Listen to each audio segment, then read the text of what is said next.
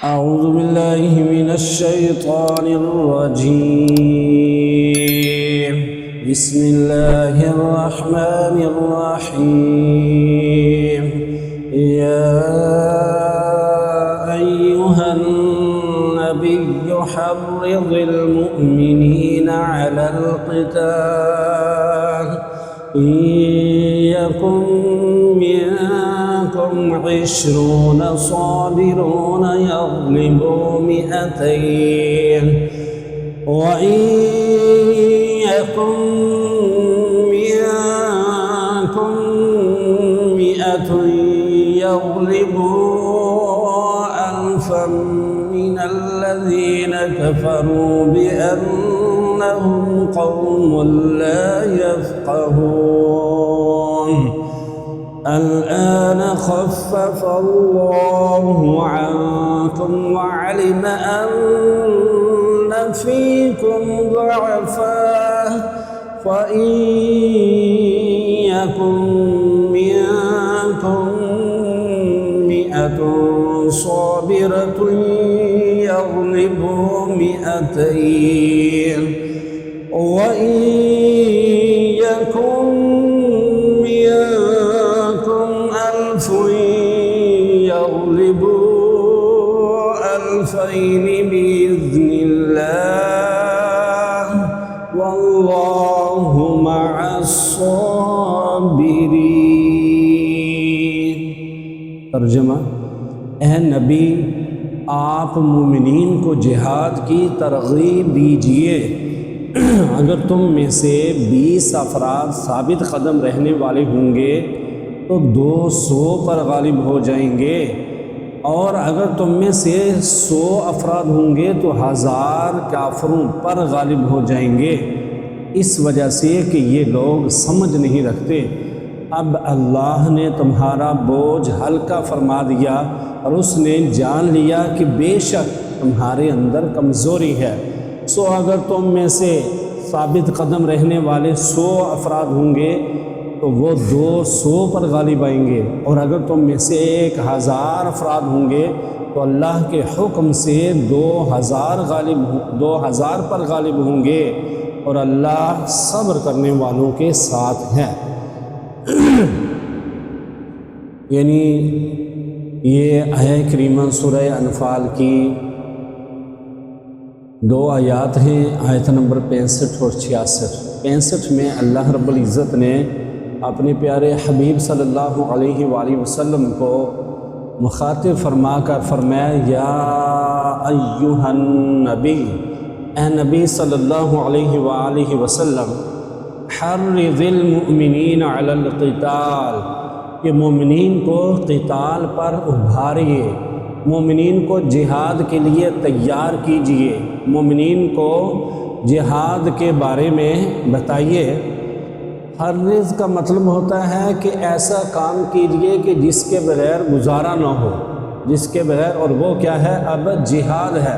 جہاد جب فرض ہو جاتا ہے تو اس وقت اس کے بغیر چارہ کار نہیں ہوتا.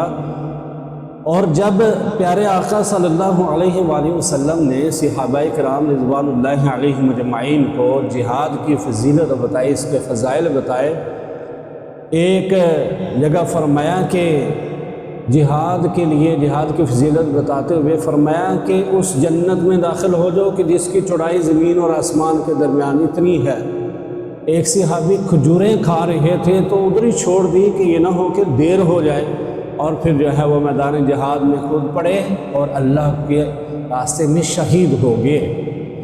اور ویسے بھی جہاد کے لیے جو کوئی جانور، یہ گھوڑا وغیرہ پالتا ہے تو اس کی لید، اس کے بال، اس کی ہر چیز یہ تولی جائے گی ترازو میں قیامت والے دن، اور اس کے برابر جو ہے وہ ثواب ملے گا. اور ویسے بھی پیارے آقا صلی اللہ علیہ وآلہ وسلم نے خود بھی، آقا علیہ الصلوۃ والسلام نے خود بھی جو ہے وہ غزوات کے اندر شمولیت اختیار کی، اور 27 غزوات ہیں جن میں سے 9 میں جو ہے وہ باقاعدہ قتال ہوا، اور باقی جو ہے وہ قتال نہیں ہوا. مثلا نبی پاک صلی اللہ علیہ وآلہ وسلم نے غزوہ بدر، غزوہ احد، غزوہ خندق، غزوہ بنو قریظہ بنی مستلق، خیبر، جو ہے فتح مکہ، حنین، طائف، ان کے اندر اور بہت سارے جو ہیں غزوات، ان کے اندر بنفس نفیس خود نبی علیہ الصلوۃ والسلام نے حصہ لیا، اور پیارے آقا صلی اللہ علیہ وآلہ وسلم نے جو حصہ لیا، اس میں ان غزوات کے اندر 140 جو مسلمان شہید ہوئے اور 250 سے 60 تک جو ہے وہ کافر واصل جہنم ہوئے۔ تو حضرات محترم، سب سے زیادہ جس غزوہ کے اندر مسلمان شہید ہوئے وہ غزوہ احد ہے، اس میں 70 صحابہ کرام شہید ہوئے۔ تو دیکھیں، یہ نبی صلی اللہ علیہ وآلہ وسلم نے جو جہاد کی ترغیب دی، فضائل بتائے، اور پھر صحابہ کرام رضوان اللہ علیہم اجمعین کو جنت کی بشارتیں عطا فرمائی، تو پھر نبی صلی اللہ علیہ وآلہ وسلم کے دیوانے صحابہ کرام رضوان اللہ علیہم اجمعین نے ساری زندگیاں جو ہے وہ جہاد میں وقف کر دی، صرف کر دی اللہ کے راستے میں۔ پوچھا گیا ایک دفعہ نبی صلی اللہ علیہ وآلہ وسلم سے کہ یا رسول اللہ صلی اللہ علیہ وآلہ وسلم، سب سے افضل عمل کون سا ہے؟ پیارے آقا صلی اللہ علیہ وآلہ وسلم نے فرمایا کہ اللہ پر اور اللہ کے رسول صلی اللہ علیہ وآلہ وسلم پر ایمان لانا، اور اس کے بعد اللہ کے راستے میں جہاد کرنا۔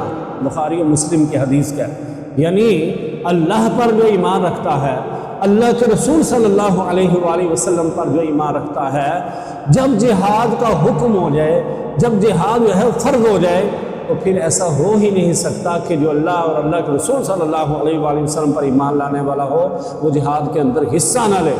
وہ چاہے قلم کے ذریعے لے، وہ مال کے ذریعے لے، وہ اپنی جان جو ہے وہ پیش کر دے، وہ جو ہے مجاہدین کے لیے کسی قسم کا کوئی تعاون کر دے۔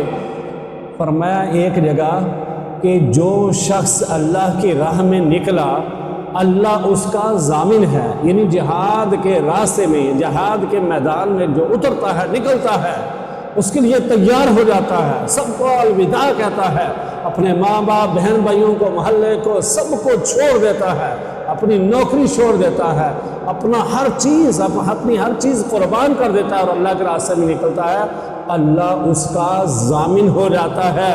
وہ پھر جب شہید ہوتا ہے تو پھر اللہ رب العزت کیا کرتے ہیں کہ اسے جنت میں داخل فرماتے ہیں، یا پھر جو ہے وہ واپس ہوتا ہے غازی بن کر، مال غنیمت لوٹ جو ہے وہ لے کر، اور اجر و ثواب زیادہ سے زیادہ لے کر واپس ہوتا ہے۔ یعنی اگر شہید ہو گیا تو جنت میں، اگر نہیں تو پھر جو ہے پھر بھی جنت کے لیے سامان اکٹھا کر کے لے آتا ہے۔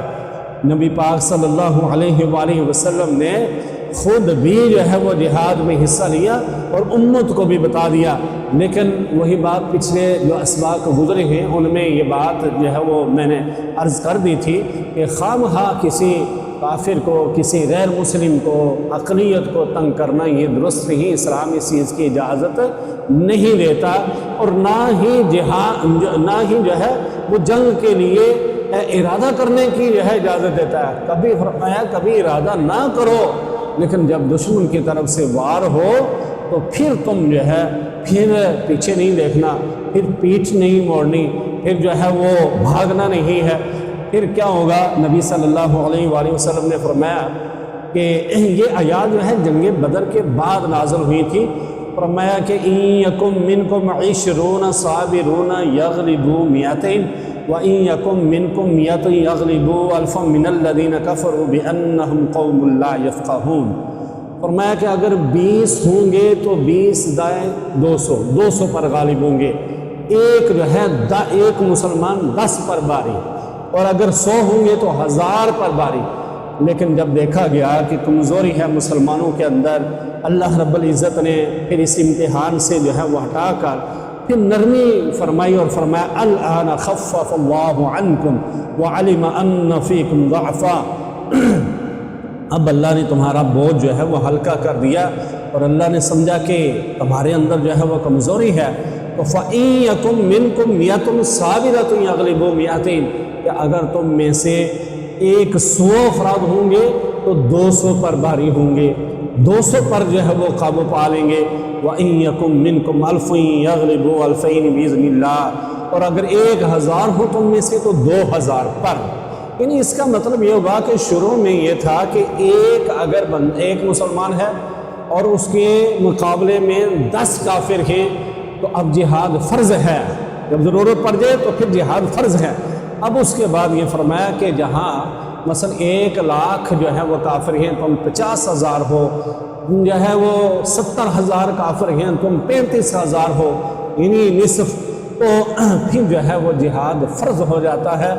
اور پہلے کبھی بھی اسلام یہ قطعاً اجازت نہیں دیتا کہ پہلے جو ہے وہ پنگا لیا جائے، پہلے جنگ چھیڑی جائے، بلکہ سب سے پہلے کیا کیا جائے کہ اسلام کی دعوت دی جائے اور یہ بتایا جائے کہ تمہارے اوپر اللہ رب العزت کی طرف سے کیا کیا چیزیں واجب ہیں، کون سی ذمہ داری تمہارے اوپر جو ہے وہ اللہ کی طرف سے عائد ہیں، ذمہ داریوں کو پورا کیجئے۔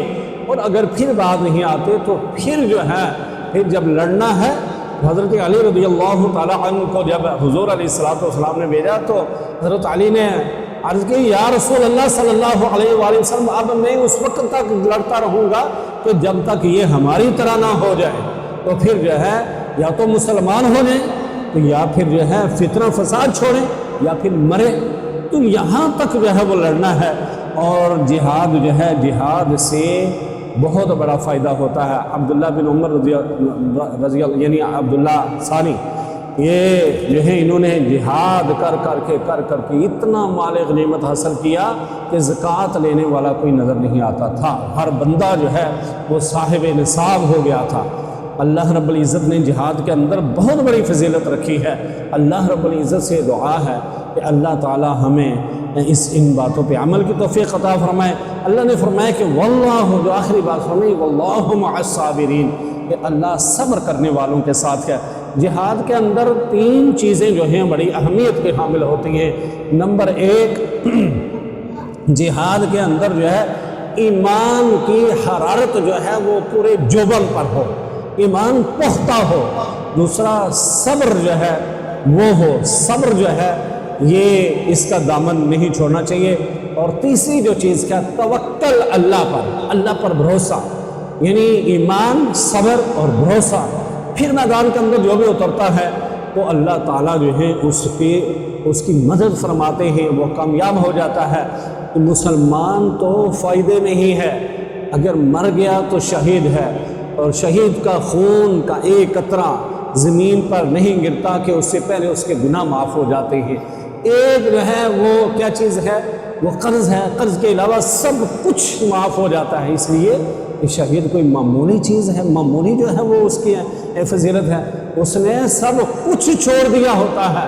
ہم تو صبح رضائی اور کمبل چھوڑ کر نہیں آتے، ہم جو ہے وہ اتنا تو وہ سب کچھ چھوڑ دے۔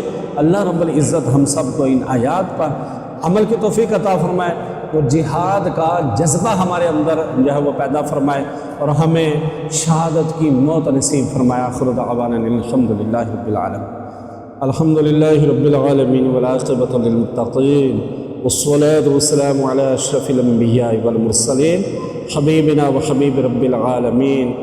اللہم انت السلام ومنک السلام، تبارکت یا ذا الجلال والاکرام۔ ربنا آتنا في الدنيا حسنة وفي الآخرة حسنة وقنا عذاب النار۔ صلى الله تعالى على رسول خير خلقه محمد وعلى آله وأصحابه أجمعين برحمتك يا